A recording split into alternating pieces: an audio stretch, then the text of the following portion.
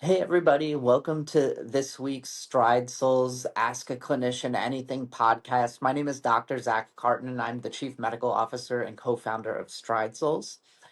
Today, I'm here to answer any question that you might have, but I also want to talk about a couple of things that we don't think about that often in the everyday sense of the word, and that is what are some counterintuitive biomechanic principles that we have to consider when designing custom orthotics. So I think people are fairly familiar with the term compensation when it comes to your kinetic chain. So, for example, if you have an injury in the right foot, you tend to offload that right foot a little bit and put more pressure on the left side. And that can cause a lot of muscle exacerbations, ligament strain on the left side. And as that travels up the left leg, that hip pressure on the left forces you to turn to the right, which leads to pressure on your upper back on the right side. So this sort of compensation chain can be debilitating, and I think most people are aware that of this process. But there's something that we don't talk a lot about, which is the compensation of overcorrection, of trying to fix a problem too quickly, too severely, all at once. And I see that we have Dominic Valter with us here, the Stride Souls head of design. And what I'm talking about is kind of why, when someone has, for example, a problem with overpronation, where their ankles turn in too much, we don't just immediately turn it back all the way immediately with a very rigid material. Why instead we like to do it in kind of a gradual process. And maybe Dominic, now that you're here, you can give a little bit of the rationale into not correcting perfectly all the problems someone might have with the first orthotic. Oops, I'm having trouble hearing you. I think, yeah, it might be your audio. Well, while you're fixing that, I can sort of give the, um, I can give my clinical explanation of it, and you can give more of the orthotic explanation of it in a minute. And unfortunately, I still can't hear you. Does it say that your audio is connected? Yeah. No luck. All right. Well, I still can't hear you. Can you hear me? Yeah. All right. Well, while we're sorting out this technical difficulty, the idea being of not overcorrecting any issues that you might have has to do with the fact that your body has compensated for so long in the other direction. If you've been pronating for a really long time, the inner ligaments of your ankle and the inner muscles have all been stretched as that the inside of your ankle has stretched, while the outside of the ankle, all of them have shortened. So if we immediately put it back in that proper position, those shortened ligaments on the outside of your ankle are going to feel real strain as they begin to be stretched, and vice versa. The very loose ligaments that have been stretched for a long time are now shortened, and you're going to lack the stability that kind of proper fitting ligaments, for lack of a better word, will typically provide. The same is true, and I think this comes up a lot with leg length discrepancy or limb length discrepancy when one leg is longer than the other.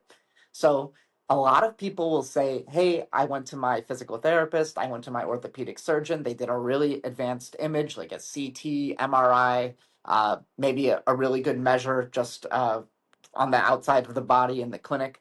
And I know for sure that my right leg is maybe 2 centimeters or 1 inch longer than my left leg. Can you add a 1 inch lift on the other side to correct for this? So there's a couple things that we have to consider. First is, well, how much difference in length is considered normal? And for most people, around 1 centimeter is already okay. There shouldn't be too much of a functional problem when there's less 1 centimeter or less of a limb length discrepancy. The second point is that your body has shifted and has learned to compensate with muscle growth, with fascial planes, with all sorts of the way you actually mechanically move to correct for that asymmetry. Maybe your pelvis is a little bit tilted. So if we immediately correct that limb length discrepancy to the full extent, the entire compensatory mechanism overnight is kind of thrown out of whack, which can lead to further compensatory problems. So, what we like to do is first understand what normal variation is. And then when we make the fix, we usually fix only 50%, maybe even less of the limb length discrepancy problem.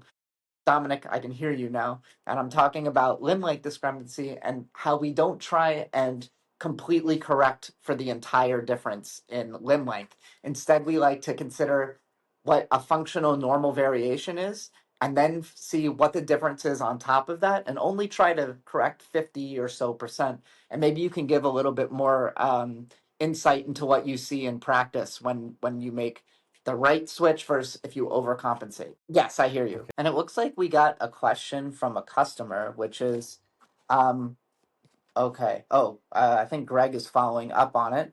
But one customer said that their insoles aren't giving them enough support, and there's not enough cushion or support in the areas based on the conditions I entered at the time of ordering, and that their over the counter insoles are providing much better support than the ones that we made.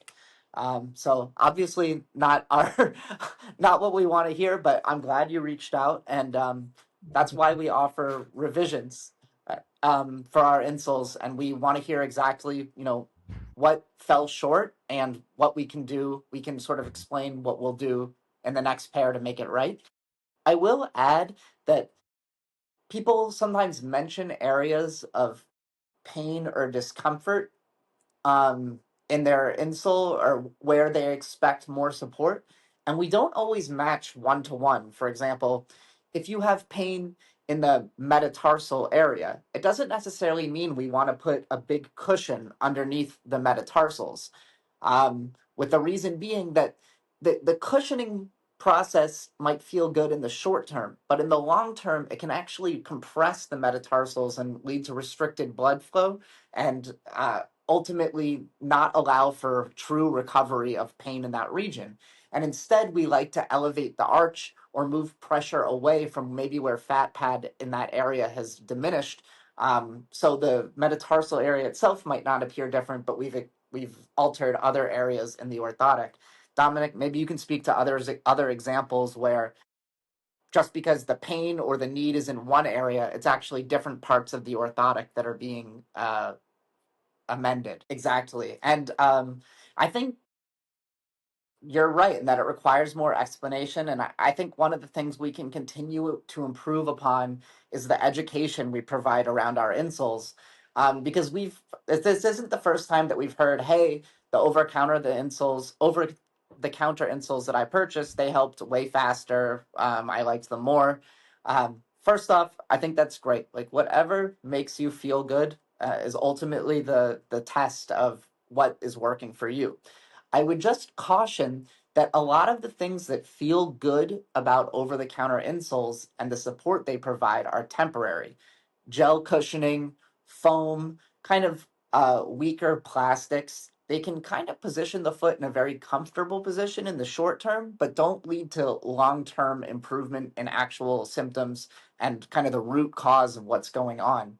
Um, and I think particularly that's true for issues where there's inflammation and pain, like plantar fasciitis, metatarsalgia, issues with bunions. Yeah, so I think that's where I'd leave it at for now. But happy to answer any more questions from this particular person if they want to put it in the chat. Another thing that I wanted to talk about that comes up sometimes is like, what is the purpose of the top cover of the insole?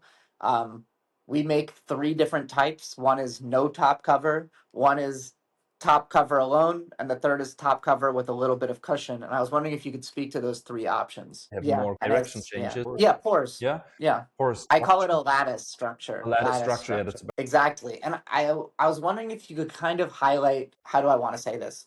There's an alternative memory effect where you could use cork, which is like really will really adjust to your foot over time. Whereas we use just a little bit of cushioning. And do you know, I'm sure it's probably a German story, the Goldilocks story? Yeah, yeah, yeah. Like uh, with the bears, where you don't want the bed to be too soft or too hard, you want it to be right in the middle, yeah, yeah, yeah. Yeah, yeah. Well, we like have a Goldilocks philosophy when it comes to kind of memory foam and cushioning.